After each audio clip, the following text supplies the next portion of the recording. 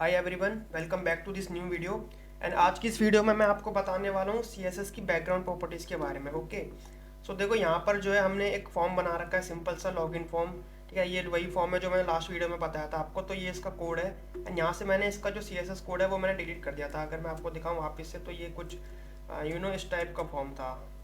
अगर मैं आपको वो कोड वापस से दिखाऊं तो ये था वो फॉर्म। लास्ट वीडियो में ये फॉर्म मैंने बनाया था, तो अगर आपने वो वीडियो नहीं देखे तो आप उसको देख सकते हो। ठीक है, तो इस वीडियो में मैं आपको बताने वाला हूँ सीएसएस की बैकग्राउंड प्रॉपर्टीज़ के बारे में। तो सबसे पहले तो मैं इस कोड को यहाँ से डिलीट कर देता हूँ एंड अभी हमारे पास सिर्फ ये HTML का कोड है। ठीक है, तो अब ये जो बैकग्राउंड प्रॉपर्टीज़ है सीएसएस की, ये है बहुत इजी समझनी। ठीक है, बट मैंने सोचा कि हम हर चीज़ को कवर कर रहे हैं तो हम इसको भी कवर कर लेते हैं। ठीक है, तो जल्दी से मैं आपको इसके बारे में बता देता हूँ। सबसे पहले जो बैकग्राउंड प्रॉपर्टीज़ होती है वो हम यूज़ करते हैं। हमारा जो ये वेब पेज है इसमें बैकग्राउंड इफेक्ट्स लगाने के लिए। ठीक है, अब ये जो बैकग्राउंड इफेक्ट्स हम लगा रहे हैं ये हम बाय HTML एलिमेंट्स लगाते हैं। ठीक है, जैसे यहाँ पे देखो डिव है, ठीक है, फॉर्म हो गया, ये सारे HTML एलिमेंट्स जो होते हैं, ये जैसे H1 हो गया, यहाँ पर इनपुट हो गया। ठीक है, तो इनके थ्रू हम जो है बैकग्राउंड इफेक्ट्स लगाते हैं। तो उसके लिए हम बैकग्राउंड इफेक्ट्स लगाने के लिए हम यूज़ करते हैं बैकग्राउंड प्रॉपर्टीज़ के बारे में। तो हमारे पास बहुत सारी बैकग्राउंड प्रॉपर्टीज़ होती हैं, जैसे बैकग्राउंड कलर होता है, बैकग्राउंड इमेज होती है, ठीक है, बैकग्राउंड रिपीट होता है, बैकग्राउंड अटैचमेंट होता है, बैकग्राउंड पोजीशन होती है, बैकग्राउंड क्लिप होती है। ठीक है, तो जो इंपॉर्टेंट बैकग्राउंड प्रॉपर्टीज़ है उनके बारे में मैं आपको बताता हूँ यहाँ पर, जो हम जनरली यूज़ करते हैं।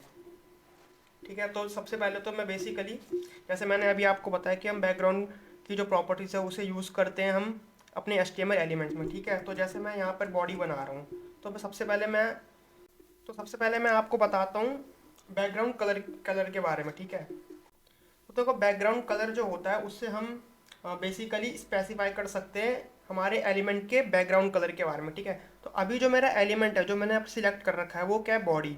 ठीक है, बॉडी का मतलब इस पूरे वेब पेज की मैं बात कर रहा हूँ। ठीक है, किसी स्पेसिफिक एलिमेंट की बात नहीं कर रहा, मैं इस पूरे वेब पेज की बात कर रहा हूँ। तो अगर इस पूरे वेब पेज में मेरे को कोई बैकग्राउंड कलर सेट करना हो तो आप यहाँ पर देखो, जैसे मैंने यहाँ पर बैकग्राउंड लिखा ना, देखो मेरे बैकग्राउंड की कितनी सारी प्रॉपर्टीज आ रही है सामने। देखो बैकग्राउंड कलर हो गया, बैकग्राउंड हो गया, बैकग्राउंड इमेज हो गया, बैकग्राउंड पोजीशन, रिपीट, साइज, है ना। ये सारी जो भी चीज़ें हैं ये सारी बैकग्राउंड प्रॉपर्टीज होती है जिनको आप सेट कर सकते हो।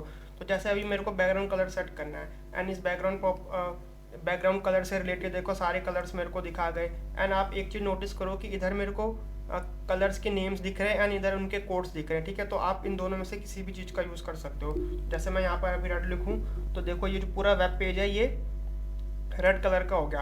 अब जैसे मैंने अभी आपको बताया कि आप जो है एलिमेंट्स के थ्रू भी लगा सकते हो। ठीक है, तो जैसे मैंने यहाँ पर जो H1 हेडिंग बना रखी है लॉगिन की, तो अगर मैं इस पर लगाऊँ इसको, ठीक है, स्पेसिफिकली अगर मैं हेडिंग पर लगाता हूँ तो सिर्फ उसी की, जैसे हेडिंग पर अगर मैं लेट से येलो कर दूँ तो आप ये देखोगे कि ये जो पूरा हेडिंग का जो एलिमेंट है इसने इस तो ये जो पूरा हेडिंग का जो एलिमेंट है इसका जो बैकग्राउंड कलर है वो येलो कलर का होगा। ठीक है, तो ये काफ़ी इजी है। हाँ, एक और चीज़ है इसमें, जैसे आप बैकग्राउंड कलर को अभी आप नेम कर रहे हो कि रेड है। ठीक है, अब इस रेड के अलावा आप जो है इनके हैक्स कोड भी लिख सकते हो। ठीक है, जैसे अगर मैं आपको बताऊँ यहाँ पर अगर मैं लिख दूँ FF000, तो आप देख रहे हो अलग अलग हैक्स कोड आ रहे हैं यहाँ पर। देखो जैसे ये आ गया, ये रेड हो गया, है ना, इस टाइप का। देखो एक ब्लैक भी आ गया था, है ना। तो बेसिकली आप हैक्स कोड से भी लिख सकते हो और एक इसमें आप RGB करके भी लिख सकते हो। ठीक है, तो RGB में आप जो है बेसिकली वैल्यूज़ देते हो 255 255 255 और यहाँ पे भी अगर मैं 255 दे दूँ तो ये देखो वाइट कलर का हो गया, है ना। तो बेसिकली इनकी वैल्यूज़ को आप 0 से 255 के बीच में आप सेट कर सकते हो। तो अगर आप तीनों को 255 दे देते हो तो वो 0 हो जाता है, और सॉरी अगर आप तीनों को 255 दे देते हो तो वो वाइट कलर का हो जाता है। एंड अगर आप तीनों को 0 0 दे दो, ऐसे मैं यहाँ पे 0 0 0 दे दूँ तो ये हो जाता है ब्लैक कलर का। और अभी आप यहाँ पे नोटिस करो कि यहाँ पे 0.5 लिखा हुआ आ रहा है, तो ये 0.5 बेसिकली ओपेसिटी होती है। ठीक है, जैसे 0.5 अगर मैं यहाँ पे दे दूँ तो ये देखो थोड़ा ग्रेश कलर का हो गया। तो 0.5 का मतलब क्या हुआ कि आप ये कलर दे रहे हो ब्लैक और उसकी ओपेसिटी रख रहे हो 50%। ठीक है, 0.5 का मतलब होता है 50%।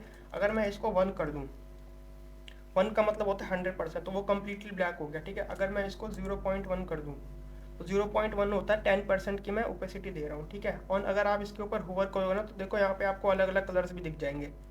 जैसे मैं अगर रेड पे जाऊँ और मैं बोलूँ कि रेड की ओपेसिटी जो है वो 0.1 है, तो देखो कैसे बिल्कुल आ, आप बोल सकते हो कि ट्रांसपेरेंसी सा कलर आ गया है यहाँ पे, ठीक है।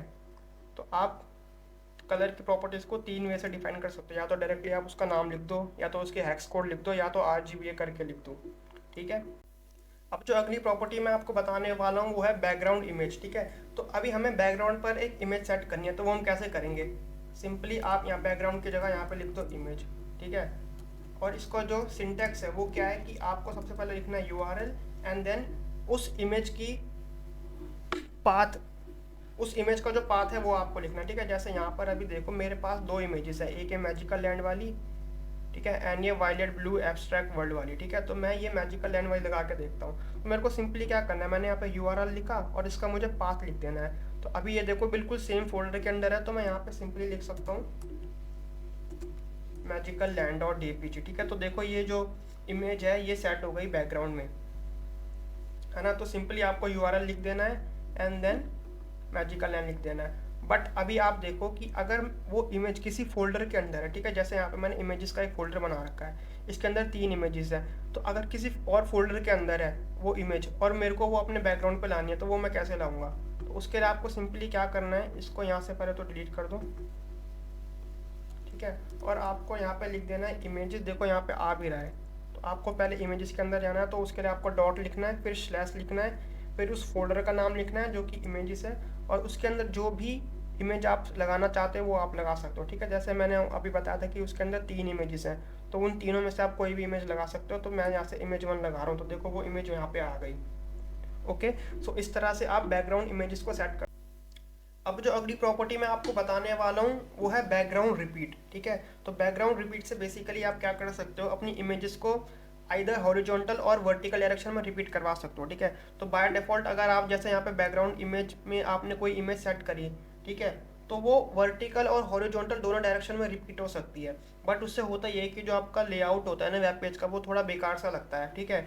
बट अगर आपको अपनी खुद की मर्जी से किसी एक इमेज को किसी एक पर्टिकुलर डायरेक्शन में रिपीट कराना है, तो वो आप कर सकते हो with the help of background repeat, ठीक है। तो जैसे मैं ये वाली इमेज है, अभी ये इमेज जो है काफ़ी लार्ज है, तो मेरे को अगर इसको रिपीट करवाना हो, ठीक है, तो मैं यहाँ पे क्या लिख सकता हूँ, बैकग्राउंड रिपीट। और आपके पास देखो कितनी सारी चॉइसेस है, inherit, initial, no repeat, repeat, unset, var, ठीक है। वार से आप जो है वेरिएबल सेट कर सकते हो। जैसे मेरे को एक्स डायरेक्शन में इसको रिपीट कराना, तो मैं यहाँ पे लिख दूंगा रिपीट एक्स, ठीक है। तो अभी अगर मैं इसको लार्ज करके देखो तो यहाँ पे देखो एक्स डायरेक्शन में मेरे को 2 इमेजेस दिख रही हैं। सिमिलरली आप इसको चाहो तो वाई पर भी रिपीट करवा सकते हो, है ना। बट देखो अभी वाई डायरेक्शन में आपको ये इमेज दिखेगी नहीं रिपीट होते हुए, क्योंकि एक पाई साइज जो है इस पेज का काफ़ी बड़ा था। तो मैंने यहाँ पे 25% पे करके देखा इसको, तो देखो यहाँ पर वाई डायरेक्शन में इमेजेस रिपीट हो रही हैं, है ना। तो मैं इसको फिर से 100 पे ले आता हूँ। तो एक रिपीट वाली प्रॉपर्टी है जो आप यूज़ कर सकते हो यहाँ पर, बैकग्राउंड रिपीट। अब यहाँ पे एक और चीज़ होती है नो रिपीट, ठीक है। नो रिपीट जैसे नाम से समझ में आ रहा है कि आपको ना हॉरिजॉन्टल डायरेक्शन में ना वर्टिकल डायरेक्शन में रिपीट करवानी है, तो उससे आप जो है नॉन रिपीट का भी यूज़ कर सकते हो। अब इसके अलावा एक और चीज़ होती है यहाँ पर जिसको बोलते हैं बैकग्राउंड पोजीशन। अब जो बैकग्राउंड पोजीशन होती है, इसकी हेल्प से आप अपने वेब पेज पर पोजीशन सेट कर सकते हो इमेज की, कि मेरे को जो है भाई राइट में चाहिए, लेफ्ट में चाहिए, टॉप में चाहिए, बॉटम में चाहिए। जैसे अगर मैं एग्जांपल दूँ, यहाँ पे राइट लिख देता हूँ, तो राइट पर आप देखो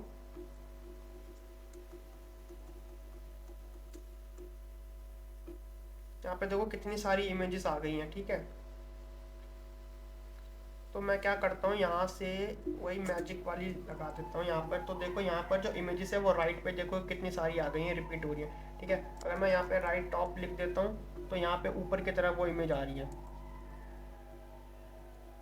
इसके साइज को सेट कर कर आप इसकी पोजीशन को सेट कर सकते हो कि भाई आपको जहाँ पर, जैसे अब मैं यहाँ पे राइट टॉप लिख रहा हूँ, ठीक है। तो राइट टॉप का मतलब क्या हो गया कि राइट डायरेक्शन में टॉप की तरफ आपको जाना है, ठीक है। अगर मैं इसको यहाँ से हटा दूँ तो अभी देखोगे आप कि देखो वो जो मून दिख रहा था यहाँ पर, ये वाला जो एरिया दिख रहा था, ये वाला, ये चला गया, ठीक है।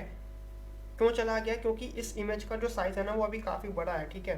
तो उसकी वजह से जैसे अगर मैं इसको यहाँ पर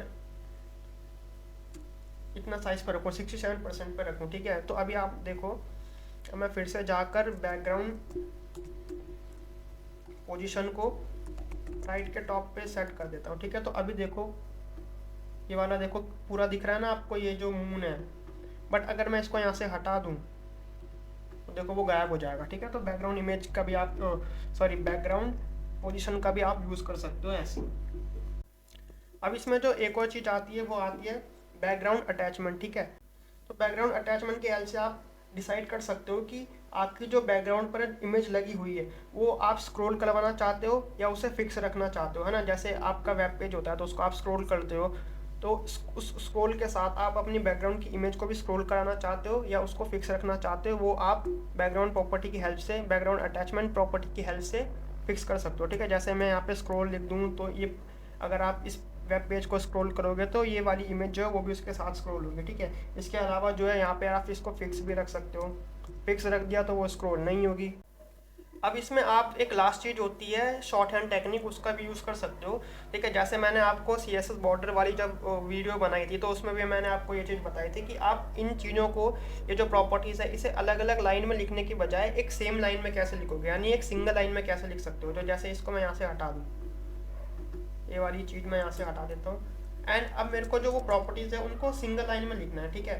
तो वो मैं कैसे लिख सकता हूँ, सबसे पहले मैं इसको भी यहाँ से हटा देता हूँ। मैं सिंपली क्या करूँगा, यहाँ पे लिख दूंगा बैकग्राउंड, ठीक है। मैं कोई बैकग्राउंड इमेज नहीं लिख रहा, कोई बैकग्राउंड पोजीशन नहीं लिख रहा, ना मैं बैकग्राउंड अटैचमेंट लिख रहा हूँ, मैं सिंपली यहाँ पे बैकग्राउंड लिख रहा हूँ। तो जैसे मैंने यहाँ पे लिख दिया येलो, है ना, तो देखो उसका कलर येलो हो गया। अब जो मैंने आपको पोजीशन बताई थी या बैकग्राउंड अटैचमेंट वाली प्रॉपर्टीज़ के बारे में बताया था, वो सब आप सेम लाइन में लिख सकते हो। जैसे मैं यहाँ पे लिख दूँ नो रिपीट, ठीक है। फिर मैं लिख दूँ यहाँ पे स्क्रॉल, या मैं फिर पोजीशन के लिए लिख सकता हूँ राइट टॉप। तो वो सारी चीज़ें आप सेम लाइन में लिख सकते हो, बट सेम लाइन में लिखने के लिए आपको यहाँ पर बैकग्राउंड का यूज़ करना पड़ेगा, ठीक है।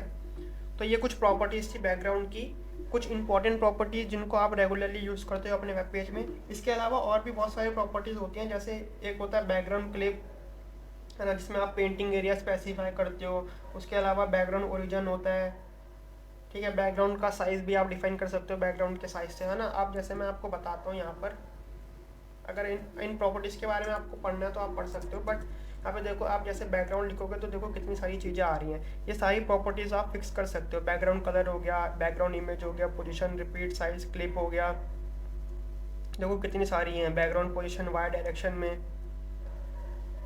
तो ये सारी चीज़ें आप यूज़ कर सकते हो।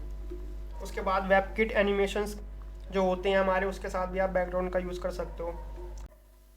तो एक बार आप खुद गो थ्रू करना इन सारी प्रॉपर्टीज़ के बारे में, आपको समझ में आ जाएगा, ठीक है। तो आज की इस वीडियो में बस इतना ही। तो अगर आपको वीडियो अच्छी लगी तो वीडियो को लाइक कर देना एंड चैनल को सब्सक्राइब कर देना।